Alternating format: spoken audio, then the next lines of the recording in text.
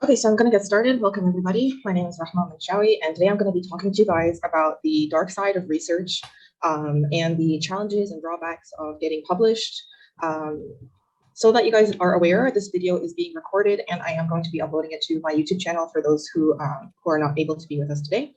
So welcome to the dark side of research, and just so you guys know a little bit about me and what we're going to be talking about today.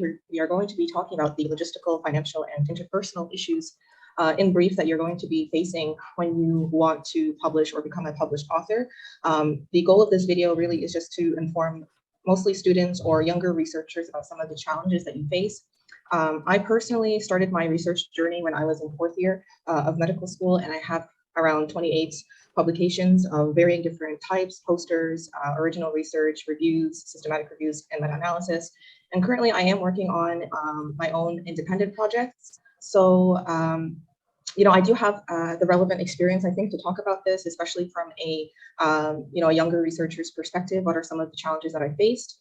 So let's just get started. We're going to talk about the logistical issues regarding research. So, in comparison to Western scientists and people in the West, there is a logistical problem with research because one of the aspects of getting published is kind of the need to be the first person to, publish your results on something new, on something novel. So that's really important.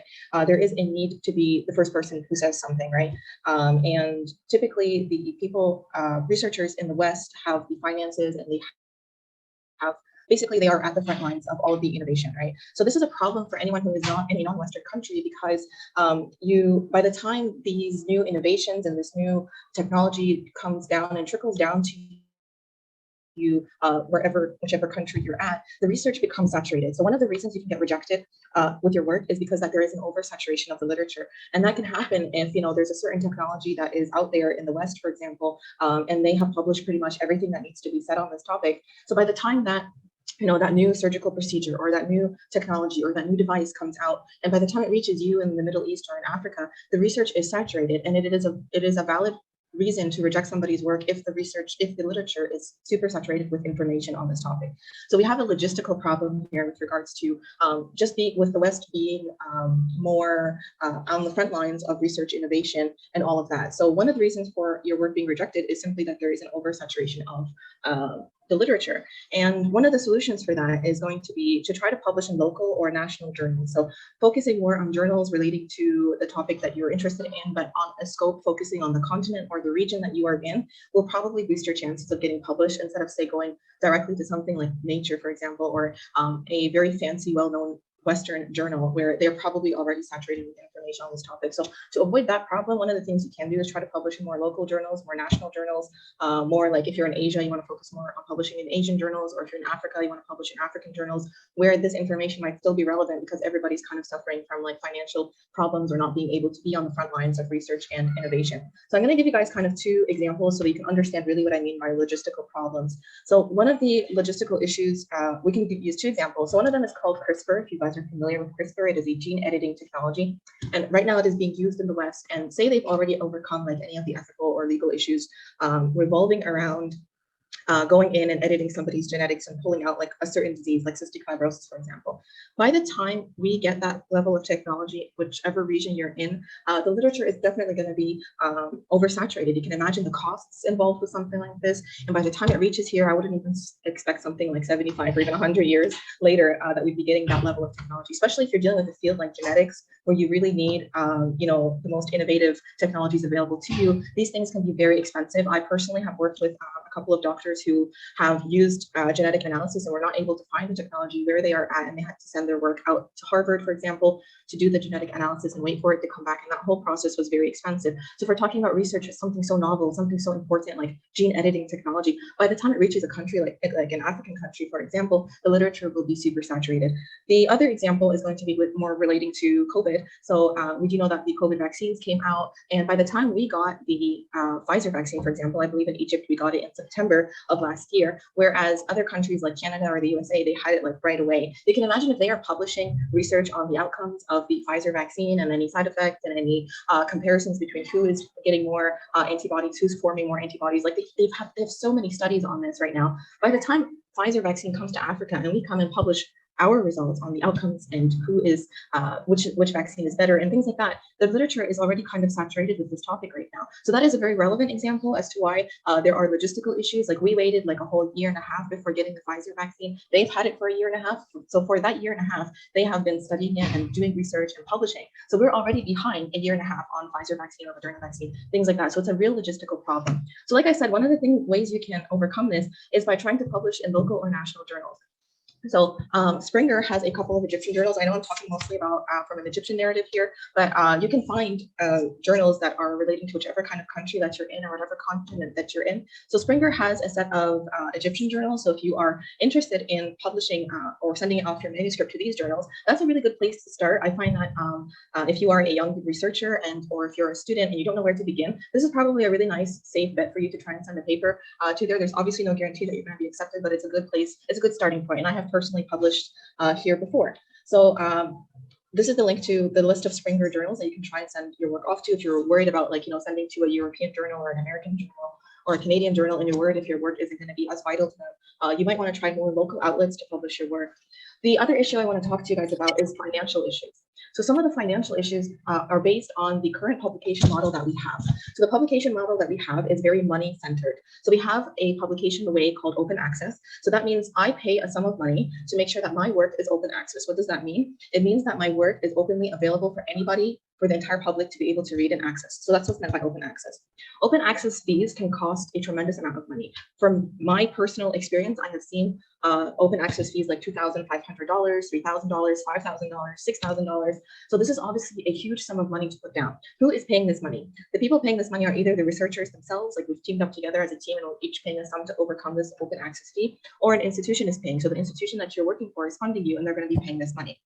Okay, so again, open access is paying money for your work to be publicly available. And what is the solution for this? Like if we're talking about numbers like $2,000, $3,000, $4,000, $5,000, what do you do in order to overcome this? If you think like you've done your research and it's something so vital, it's very important that it needs to be out there, but you want it to be open access. So in order to kind of further explain to you what this is if you're not publishing open access, you're going to publish using traditional method. Traditional method means that your work is going to be stuck behind a paywall. So if I want to read your work, I'm going to pay a sum of money, it could be like $75 to read your work. If you don't want your work to be stuck behind a paywall, you're going to publish using the open access method. So say that we're dealing with open access and you have vital research and you want it to be published, what are you going to do? So you can apply for a waiver. That's something that you can do if you find yourself in this situation, or you can apply for a discount or avoid this publishing route altogether. So for me personally, I have either published non-open access. So I went with traditional where my work is stuck behind a paywall in order to avoid it altogether, or I found certain journals like the Egyptian journals that I've listed to you. If you are an Egyptian author, you can send your work to these journals and there is no fee. So I'm looking for a journal that totally voids the fees for open access. So if you are an Egyptian and you are trying to publish open access, those journals are also applicable for you, or you can apply for a waiver. So say I don't want to send to an Egyptian journal. I want to send to a nice high impact factor journal, but they're asking me for something like $5,000. So what can I do? I can apply for a waiver. So at the time when you come to send your manuscript, you can email them, or you can send them a letter saying, hi, I'm just a student, or I am a house officer or a recent graduate, and I don't have the fees for this. Can you waive the cost of the open access, or can you give me a discount? So in some journals will offer you a discount automatically, depending on what country you are coming from. So some countries get 100% open access fee discount. So that includes countries like Sudan, countries like Afghanistan. They will void the fee altogether. But I have a problem with this kind of method, okay? How do they determine which countries get this discount? And what they do is they judge based on the GDP of the country. And depending on this, they'll see who gets a discount. So I'm just gonna give you an example. This is from Springer. So Springer over here tells you that they do have they offer waivers for the article processing charges for people who are coming out of low income countries, okay? So they do this based on countries and their GDP as listed on the World Bank, okay? So obviously, so here is their list of countries. So if you are in any of the white countries that you see, you are not getting a discount. So you're gonna pay that $5,000 fee, that $4,000 fee, whatever their open access fee is. The blue countries are typically waived, so those are the group A countries. They get 100% waiver on the fees completely. Now the orange countries, and it's variable sometimes, and this is Springer's method of how they determine who gets discounts. Based on this, Springer will give you a 50% discount off if you're in the orange country. So for the sake of an Egyptian narrative, we would be getting 50% off. So I have a problem with this method where they use the GDP to figure out who is worthy of getting this 50% discount, because if you're giving me a 50% discount when your APC, your article processing charge, is $5,000, I still can't afford $2,500 to publish my work with you. So I think, so again, to prove to you guys that this is the exuberant fees that we're talking about, with regards to Springer, you will see here that they, oh, this is Elsevier, this is another publisher. Their fees can range between $150 to $9,900. I personally have never seen this 150. If I ever saw that 150, I would have sent my work there. But all I've ever seen really is ranging between 2,000 and up. If you're lucky to find the $2,000 range to publish your work, the 9,000. So if we're taking the $9,900, right? If you're giving me 50% off, I cannot afford your $5,000. So for me personally, I think it's inappropriate to use GDP as an indicator of who deserves this waiver.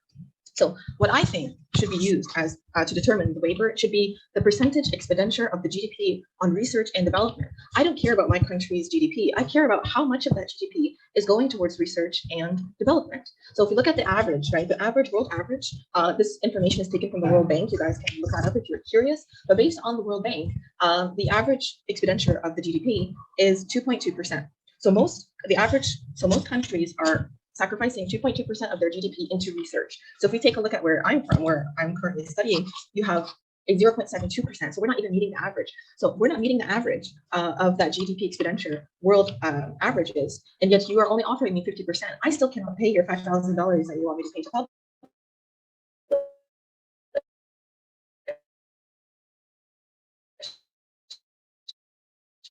Right? And if you're curious, if you're curious and you want to kind of look for a research opportunity, you can use information on the World Bank that is available to you. So you can see here that the world average is 2.2% down here.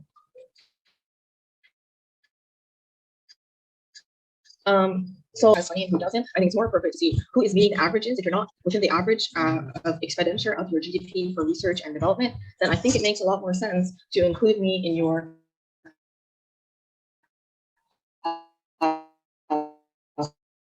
100% discount, personal issues and authorship. Now, this is a more relatable topic, especially if you are a student or a young researcher and you are desperate for a research opportunity and want to publish because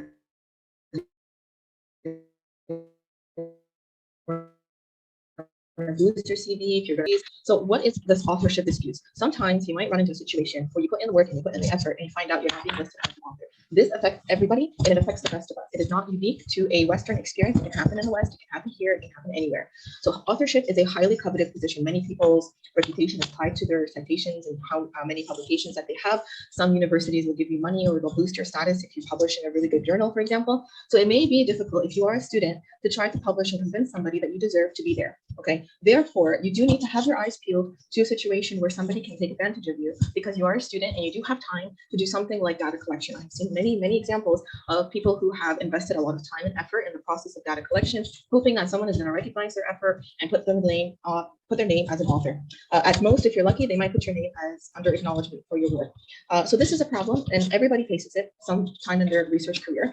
So what you need to know is what determines who is an author. And if you meet this criteria, you have every right to stand up for yourself and say, I deserve to be an author on this paper. Regardless, don't be shy if you are a student, if you're a young researcher, if you're a house officer, you need to know if I met the criteria that is based, that everyone has agreed upon, that I deserve to be an author, then I deserve to be an author. Okay, so who is an author based on the International Committee of Medical Journal Editors? We have 4 criteria: substantial contribution to the design of the work or the acquisition or analysis of data. So if somebody asked you to do data collection, you deserve to be on this paper. If you helped in drafting the work and revising it, helping to write a certain section, helping to edit the language, things like that. And were you there when the final draft was being approved and being sent off? Were you taking an active part in reading that and offering some insight, offering some feedback? Were you editing some of it? Did you write a part of it? Did you help with the data analysis? And the last part is agreement to be accountable for all aspects. This is very important because when your name goes down on a paper, you become accountable for the things that you say. Okay, so you can imagine, for example, if somebody said that we can use ivermectin for COVID-19 therapy and that paper got published and later it was found out that, hey, this is complete and total bogus, somebody can turn it back around and say, well, you need to be held liable. You could be held legally liable for that as well. There is investigations that go on into this. So you need to understand that authorship is a huge responsibility and you need to agree that you're accountable for this work. So it works both ways. It's not about slapping my name onto a paper and getting published and that's the end of it. No, you can still be held accountable for everything that you say. This is going into the scientific community. Your work can be used to make medical judgment. That is very important. So if you meet these criteria, then you deserve to be an author. Okay, so like I say, if you put the work in, you should be an author. how do I manage this situation? Try and find people that are trustworthy, people that you can work with who understand ethics, okay? People who care about ethics, people who care about, protocols and things like that are going to give you that due consideration when you come to work with them and maybe potentially put your name down as an author if you deserve it, okay? Do not rely on famous persons and famous institutions. I've seen so many people who fall into this trap of following after a doctor that is well known. He publishes a lot, he's a very famous, well-renowned doctor. That is not a promise by any means that working with them is going to give you a chance at authorship. So please find people. It could be somebody totally obscure, but they are hardworking and you've seen their work ethic and you agree with it. That could be the person that would be able to add your name onto a paper based on the fact that you've worked enough and you deserve it. So don't fall for the trap of picking somebody who's really famous, again, or a famous institution. Like I said, having your work stolen from you or having your name not being listed as an author can happen to the best of us, and it can happen anywhere at any time. What I do want you to understand, if this does end up happening to you, is please do not let it discourage you. Okay, this is a problem that's faced by everybody all over the world, like I said. So you do need to learn to stand up for yourself. You want to learn to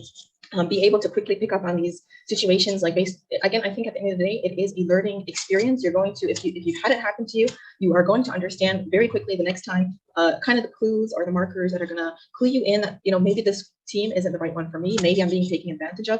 And you really need to have your eyes peeled for that. Because like I said, if you are a student, if you're interested in things like the USMLE pathway and you really need research, there are some people who are aware of your desperation in that regard, especially if you are, focused on trying to get a local opportunity first, and they may take advantage of you. And you might think like, well, what are they going to take advantage of? Well, your time is precious, right? You have the time to go ahead and do data collection and follow up with patients and, print out papers and do your surveys. That is all precious time, right? So are you getting paid for that? Or are you going to become an author? It's one or the other, or even both in a good scenario. But, having your name not even being put down as an author or, having false promises, I always say, at least from my personal experience, if somebody's promising you that you're going to be put on under acknowledgements, that they're just going to mention your name under acknowledgement, I would personally pick up myself and leave that situation, because for me, it's like they're aware that your work should be acknowledged, but they're not acknowledging you enough to put you as an author. Just throwing your name down under acknowledgements, which does not count as authorship. So if you do find a situation where someone's like, okay, I'm just going to put your name as acknowledgements, save yourself the time and find somebody who would probably recognize you a little bit more for your work. Okay. So the next thing is, like I said, there is two weird situations that you might run into. You can find people are being added on without doing any work, and they call this a gifted author. So this can sometimes happen if there's like a really senior person on the project and they haven't really done anything, and their name will be slapped on to a paper as an author. This is something that's known in academia that happens. The other situation is if you work and your name didn't get added, and this is called a ghost author. If you are curious to learn more, you can read this paper, Resolving Authorship Disputes by Mediation and Arbitration. There's so much literature on this. You can read about it. It plagues every single specialty, every single medical field, and non-medical research. Authorship disputes are a huge problem. You do need to be aware of that. Some of the tips, like I said, when dealing with this, so have clear communication on what your needs are. Okay, if you're going to go and work on a project, ask this doctor first. Like, if I'm going to do the work, will I potentially be able to work as will you be able to put my name as an author or not if I do the work? Understand what their limitations are, and go in it with clear communication. What exactly it is that you are looking for. Now, just a little small tip: if it's your first time doing research, I don't recommend going into the just say, hey, I'm going to work and I want my name as an author. You kind of still want to be able to show them that you are willing to learn and that you are going to put in the effort. And maybe the first time you work with them, they don't put you as an author, but maybe if they see that, hey, you're dedicated and you work, maybe the next time they might be able to put you as an author. So don't discredit their inability to put your name as an author. Like I said, there's a lot of politics that goes along with authorship. Don't discredit their inability to kind of give you your due worth the first time, but stick around. Maybe they'll see that you're hardworking, you are consistent, and then maybe by themselves they'll say, hey, we have this other paper, can you help us with this, right? And then say, well, hey, I'd like to be an author this time. Is that okay with you? Okay, so do something like that. Do the work and earn your place. Research takes a lot of time, it takes a lot of effort. You do need to invest a lot of your energy and time into it. So if you have, stand up for yourself and say, I deserve to be an author on this paper. In extreme scenarios, you can report to the editor if you have evidence to prove that you were ghosted. So this is an extreme scenario. Say you've done the work, you've done the data collection, you've done the ethics, you've done the consent forms, you've done statistics, you have drafted the paper, and suddenly you find out that this paper was published without your name on it. If you find yourself in that situation, that is a totally other situation, and you are able to confront the editor if the paper was published and tell him, well, hey, I noticed that this paper has been published without my consent, because everybody needs to give their consent when publishing. Like I told you before, that last point number 4 on the ICMJE criteria, that last point says very clearly you're going to be held responsible. And you can say, well, hey, nobody took my consent to publish this paper, and I worked on this project. So that is another extreme, and if you do find you face this kind of situation, you can definitely take it up with the editor. The last thing before I leave you guys, I will leave you with a small story about my personal research role model, who is Dr. Ignaz Semmelweiss. So who is Dr. Ignaz? He is a Hungarian or Austrian physician, and he said a very basic rule. He made this rule based on a single observation. What is going on? So Dr. Ignaz Semmelweiss, he noticed that in his hospital on the second floor, there was women who were dying of puerperal fever, okay? And then he noticed, so the second floor had the doctors, the first floor had nurses and midwives. When he analyzed the outcomes of his surgeries and whatever is happening, he realized that on the first floor with the nurses and the midwives, no deaths were happening as a result of puerperal fever. But he noticed on the second floor, there was deaths happening from puerperal fever, and that the doctors were, wherever the doctors were, the patients were dying. So he just observed the situation and he saw, well, what is going on the second floor that's not happening in the first floor? And he noticed on the second floor where the doctors were, they were going from the anatomy cadaver lab directly into the delivery rooms. And he made a deduction that there is something being passed from the anatomy cadaver labs into the delivery rooms, and this was causing death of patients. So he devised a tool. He said, why don't we wash our hands with chlorinated water with some lemon juice? And he made every doctor pass their hands through this chlorinated water before going into the delivery room. And he noticed that the mortality dropped significantly. So he observed something in a scientific way using a scientific method, and he found a solution for a very big problem back in the day, which was puerperal fever. He published his work, and it makes total sense. Like if I tell you right now, today, go into an OR without washing your hands, you're gonna end up giving the patient sepsis, they're gonna die, you're gonna get sued for malpractice. If the patient dies, you could be charged with manslaughter.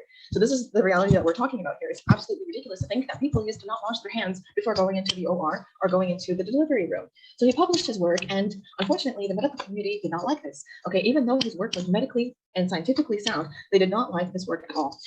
So what happened here? You can see here in the chart, this is Dr. Ignaz, and you can see that he even plotted his work here. And you can see as soon as you introduced washing your hands, the mortality decreased completely. So it was absolutely ridiculous for him that people were not accepting his new method of, making this new policy, this new rule of washing your hands before entering an OR or a delivery room.